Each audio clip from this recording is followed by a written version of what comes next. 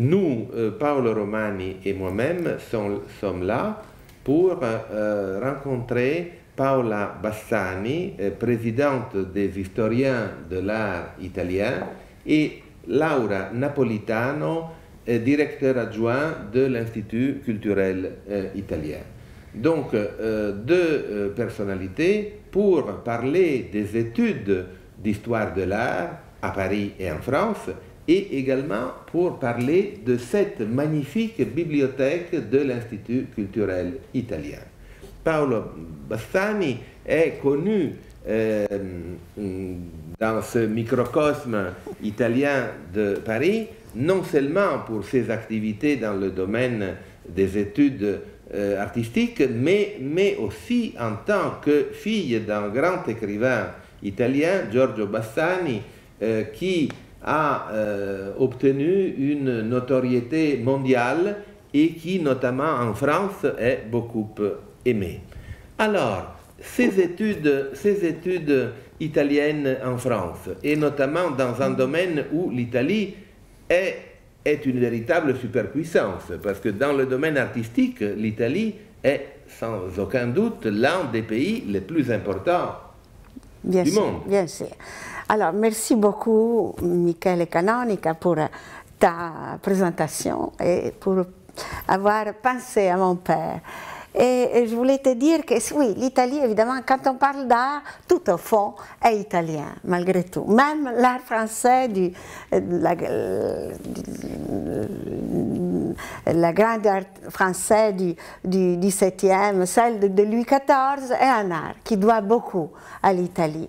Et donc, ici, à l'Institut culturel italien, on est en Italie, au fond, on est en Italie, en France, mais au fond, en Europe, dans le monde entier, puisque à travers cette association des historiens de l'art italien, à travers l'art italien, l'art figuratif, littéraire, etc., nous sommes, au fond, au centre du monde. Nous devons beaucoup à l'Institut culturel italien, qui représente l'Italie en France, parce qu'il nous a toujours encouragés et protégés. Ce sont nos mécènes. Et nous avons deux mécènes. Nous avons l'Italie, l'Institut culturel italien, et donc, la France, qui aime beaucoup l'art italien et qui a compris que ses origines, son identité doit beaucoup à notre pays. Et cette revue que tu vois, qui est une revue scientifique, l'Art Italie, qui a d'ailleurs un nouveau aspect un peu plus chic, un peu plus élégant depuis 2 ans, est une revue scientifique très ouverte aux jeunes. Elle publie les recherches très vite, les recherches de jeunes chercheurs très engagés dans les études d'art italien, mais aussi des rapports de l'art italien avec l'art européen, naturellement. Et cette revue est aussi donc encouragée, soutenue par le Centre national du livre, qui est la France. Donc nous avons 2 grands mécènes qui nous aident. Et nous avons énormément de gens, non seulement ces 2 grands mécènes, mais aussi de bienfaiteurs qui nous donnent de l'argent pour pouvoir disons, approfondir les recherches sur l'art italien et ses rapports avec l'art européen et aussi pour en fait la rendre de plus en plus connue et aimée, etc. Donc voilà, c'est ça. Si je peux me permettre de soulever un point un peu délicat. Merci voilà. D'ailleurs. Vous avez parlé tout à l'heure de l'importance de l'art italien en France à l'époque de Louis XIV. Oui. Bien. Oui. Mais justement, Louis XIV, il avait commandé au Bernin, à Bernini, oui. une statue équestre Bien de sûr. lui-même qui finalement a été jugée et n'a pas été du tout appréciée. À tel point qu'elle a été reléguée dans le fond du jardin de Versailles pendant je ne sais pas combien, des siècles, n'est-ce pas? Oui, vous avez parfaitement raison. C'est un accident. En même temps, c'est le signe que la France avait besoin de trouver des racines propres et une identité encore plus approfondie. Mais ça n'enlève rien. Au fond, si Louis XIV a fermé la porte au Bernin, c'est parce qu'au fond, c'était un acte un peu dur, etc., mais parce qu'au fond, il reconnaissait parfaitement l'Italie et il était presque peut-être oppressé par la leçon italienne. Donc, c'est très ambigu tout cela. Oui. Quels sont les sujets artistiques italiens qui intéressent le plus le public français? Oui, alors, disons, puisque nous accueillons beaucoup d'études français, pas seulement, aussi italiens, anglais, c'est une revue cosmopolite. Les études qu'ont promues dans les universités françaises, parce que nous avons beaucoup de jeunes studiosi français, vraiment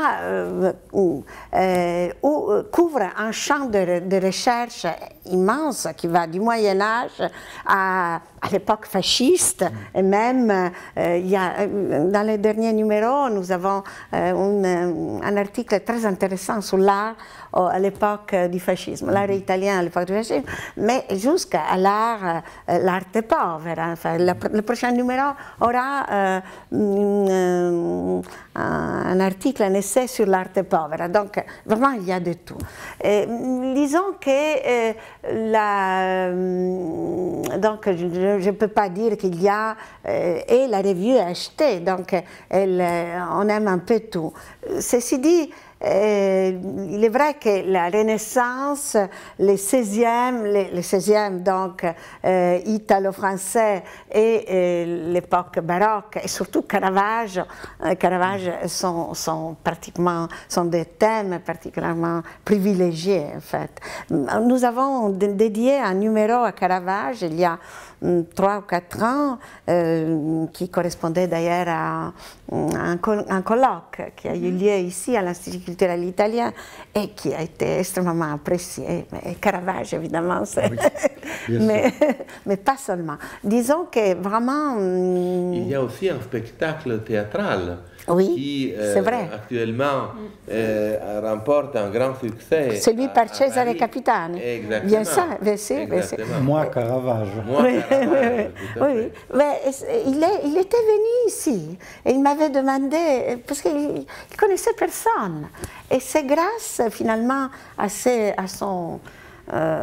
attaches avec l'Institut culturel italien au début qu'il a, pas seulement grâce à ça, mais enfin, l'Institut culturel italien l'a beaucoup aidé pour trouver aussi un public.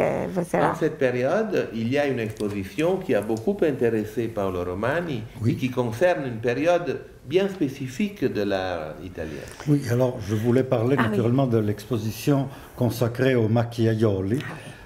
C'est d'ailleurs la deuxième fois que leurs œuvres sont exposées officiellement en France. Il y avait eu une assez importante exposition en 1979, si je ne me trompe, au Grand Palais. Oui.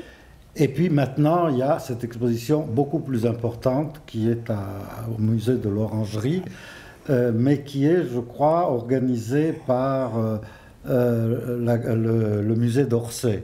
Si, elle est organisée par le musée d'Orsay avec un grand commissaire italien qui est Carlo Sisi. Voilà, oui, bien sûr, en collaboration.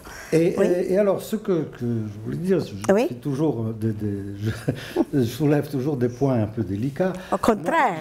J'ai eu l'impression que cette exposition, qui est importante, qui effectivement attire beaucoup de visiteurs, mais elle a été présentée par les journaux et les spécialistes français de là, avec un peu, je dirais même beaucoup de condescendance, on a dit les Macchiaioli, les impressionnistes italiens, comme pour dire c'est un peu un sous-produit de l'impressionnisme.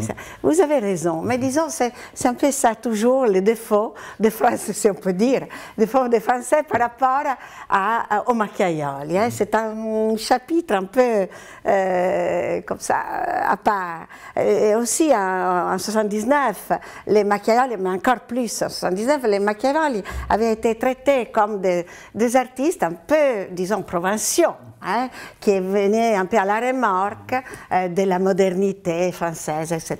Or, je trouve qu'ici, à l'Orangerie, l'effort est beaucoup plus important pour essayer de faire comprendre ce qui étaient les Macchiaioli et l'importance qu'ils ont eu. Alors, c'est vraiment, je pense, une exposition, un événement très important, une exposition historique. Et alors, déjà, la qualité des œuvres très, très, très haute. Enfin, il y a vraiment des chefs-d'œuvre. Et puis la variété comme ça de maîtres, etc. Et puis, ce qu'il y a est qu'on comprend bien à travers cette exposition que les Macchiaioli, c'est le même moment, s'attachent au même problème, au fond, des impressionnistes, mais qui le résoudent de leur manière. C'est-à-dire, ils s'attachent au choc du plein air, au choc du plein air. Les formes, quand on les regarde sous l'action soudaine et comment on peut dire, casuale de la lumière. Alors, mais les Français, qu'est-ce qu'ils font quand une chose est, monnaie, etc., est frappée par la lumière? Ils désagrègent la forme dans une sorte de continu, comme ça, immatériel et sensuel. Et les Italiens, qui ont une culture très différente, au fond, la forme la reconstruisent d'une façon très, très synthétique et chromatiquement. Ce sont des taches de couleur. Et ils la construisent de façon, au fond, même mentale. Ça devient les formes de Borrani, de Cernesi, etc., deviennent des formes semi-abstraites. Et donc, les Macchiaioli, au fond, qu'est-ce qu'ils font? Ils anticipent, ils vont au-delà des impressionnistes, ils anticipent quelque chose qui paraît en France à la fin du 19e, à travers Cézanne, etc. C'est-à-dire, ils annoncent une peinture qui est plus mentale, presque abstraite, etc. Donc, sont au fond des précurseurs, ils vont au-delà des impressionnistes. Mais en ce moment, l'art italien est vraiment, en quelque sorte, à la mode à Paris, parce qu'il y a toute une série d'expositions. Il y a Giotto qui est au Louvre. Très belle exposition. Il y a les Macchiaioli à l'Orangerie. Il y a aussi une grande exposition, c'est la première fois, je crois, que le Louvre consacre aux œuvres de Pistoletto, qui est un peintre qui est considéré comme le maître de l'arte povera, n'est-ce pas, de l'art pauvre. Il y a aussi une exposition à la galerie Le Long, une exposition consacrée à Ettore Spalletti, qui est un autre représentant de l'école de l'arte povera. Et en plus, il va y avoir, c'est vous qui me l'avez dit tout à l'heure, il va y avoir à l'automne, à la rentrée, une grande exposition, toujours au Louvre, sur la sculpture italienne de la Renaissance. Oui, sur la grande sculpture du 15e siècle, avec Jacopo della Quercia, Donatello, etc. Elle est maintenant au Bargello, et le titre à Florence, La Primavera del Rinascimento, avec beaucoup de choses qui viennent du Louvre. Et donc, quand l'exposition en septembre va ouvrir ici, elle aura beaucoup de choses qui viennent de Florence. Et c'est une exposition extrêmement importante, d'une grande qualité. J'étais à Florence. Et donc, voilà, j'espère que notre revue pourra contenir des comptes rendus de ces événements très importants. Voilà.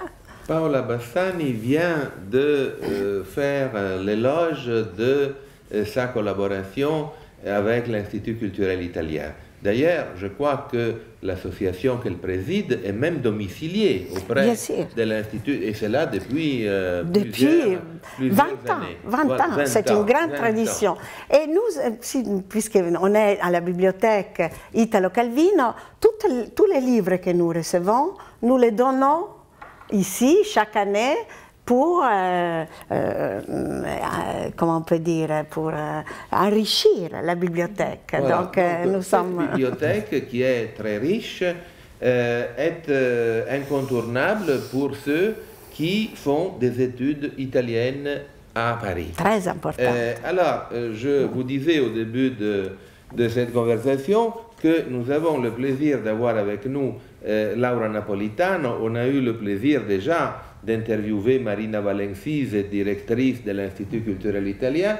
Aujourd'hui, c'est à son adjoint que je pose la question, c'est-à-dire de nous expliquer, de nous illustrer l'importance de cette bibliothèque Italo Calvino. Alors, merci Michele Canonica, merci aussi à Paola Bassani pour l'éloge de l'Institut. Alors, la bibliothèque Italo Calvino, c'est une bibliothèque très importante. C'est la bibliothèque la plus importante de tous les instituts culturels italiens dans le monde. Donc, d'accord. Oui, parce qu'on a un fonds de... Qui sont au nombre de 90 environ. Oui, hein? plus ou moins, ouais. Voilà.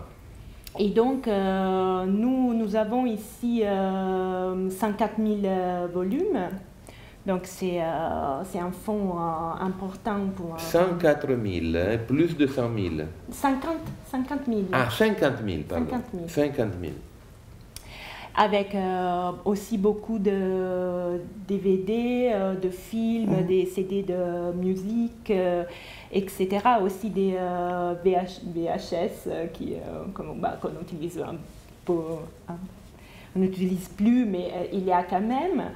Et donc, c'est une bibliothèque un peu un phare pour tous les étudiants, les chercheurs dans le domaine italien, parce qu'ici, on peut trouver un peu tous les genres de livres. On trouve des romans, mais aussi des livres dans le domaine de l'art, bien sûr, historique, etc. De musique aussi. Donc, il y a... c'est une bibliothèque très riche. Et d'une extrême diversité. Enfin, ce sont des livres qui font référence à des disciplines très, très différentes. Oui, tout à fait. Et donc, et nous, pardon, on trouve même des journaux, des quotidiens, chaque jour. On trouve, oui, qui arrivent avec un peu de retard. Mais on peut trouver ça. Il y en a. Aussi. Il y en a. On a à disposition pour nos lecteurs les journaux de quelques mois. Après, on n'a pas l'espace pour tout garder. Non, bien sûr. Bien évidemment, il y a des revues. Et il y a aussi des revues, par exemple, qu'on trouve seulement des livres qu'en France sont seulement ici. Donc, il y a aussi des bibliothèques de toute la France qui nous contactent pour avoir des livres. Donc, on peut aussi faire donner ce service et envoyer aussi des livres à des lecteurs qui sont dans toute la France. Pourquoi cette bibliothèque de l'Institut culturel italien est-elle consacrée à Italo Calvino? Belle question. Alors là, en fait, nous avons un fonds qui a été donné par la veuve de Italo Calvino avec toutes les traductions des livres de Calvino dans toutes les langues. Donc nous avons un Calvino en arabe, des Calvino en chinois, en japonais, en allemand. Et donc c'est un fonds très, très important, très riche, qui en fait a donné le nom à la bibliothèque. Ben, il faut dire que Italo Calvino est très connu et très apprécié en France. Eh oui, mais lui, il a été aussi un hôte important de l'Institut culturel italien. Il passait à l'Institut, il a fait beaucoup de choses ici. C'est pourquoi en fait, la veuve a aussi été est liée à l'Institut culturel italien et nous a fait ce don. Voilà. Alors, comme nos interviews ne s'adressent pas uniquement aux spécialistes, mais aussi à un public extrêmement diversifié, alors j'ai la même question pour toutes les deux, c'est-à-dire d'abord, comment fait-on pour participer aux activités de l'Association des historiens de l'art? Oui. Oui, bonne question. C'est très gentil de me la poser. Ouais. Alors, comment on fait? On regarde sur, par exemple, sur Internet, il y a un site, Association des historiens de l'art italien, et là il y a toutes les possibilités, enfin il y a toutes les instructions. Ou alors on nous écrit à l'Institut culturel italien en disant qu'on veut, c'est-à-dire Association des historiens de l'art italien, voilà. Et on répond et on donne les instructions pour s'inscrire. Alors, bien sûr, 73 rue de Grenelle. 73 rue de Grenelle ou 50 rue de Varennes. Il y a deux portes dans le 7e arrondissement de Paris. Et donc, Association des historiens de l'art italien. Voilà. 50 rue de Varennes, 75 00 Paris. Alors, même question concernant la bibliothèque. Comment accéder à la consultation des livres de cette bibliothèque? C'est très simple. L'entrée est libre. Donc, tout le monde peut venir consulter les livres ici. On peut aussi voir des DVD sur place parce qu'on a des ordinateurs, des écrans, etc. Pour emprunter les livres, il faut seulement laisser un chèque de caution de 50 €, mais c'est pas une bibliothèque payante. En fait, c'est je crois, la seule bibliothèque pas payante à Paris, je crois, parce que tous les autres, s'il faut emprunter des DVD, etc., il faut toujours donner un minimum de frais, mais là, c'est complètement gratuit. Et pour le reste, si on veut venir sur place, et donc la bibliothèque est ouverte dans les horaires d'ouverture de l'Institut aussi, donc c'est du lundi au vendredi de 10h à 13h et de 15h à 18h, sauf le lundi matin qui est fermé. Je voudrais juste dire que l'Association des historiens de l'art italien non seulement publie cet ouvrage, et organise des colloques d'histoire de l'art, mais aussi des visites de musées et de voyages en Italie. Donc, des conférences. On fait beaucoup de choses. Beaucoup d'activités. Donc, la bibliothèque également vous attend avec ses plus que 50 000 volumes à consulter. Je ne voudrais pas terminer cette conversation sans citer le nom de Francesco Scaglione qui s'occupe avec formidable, passion, qui n'était pas disponible aujourd'hui, mais il s'occupe avec passion de cette bibliothèque depuis plusieurs années. C'est vrai. Voilà. Merci. Merci à vous. Paola Merci Bastan. beaucoup. Merci beaucoup. Laura Napolitano. Merci Laura.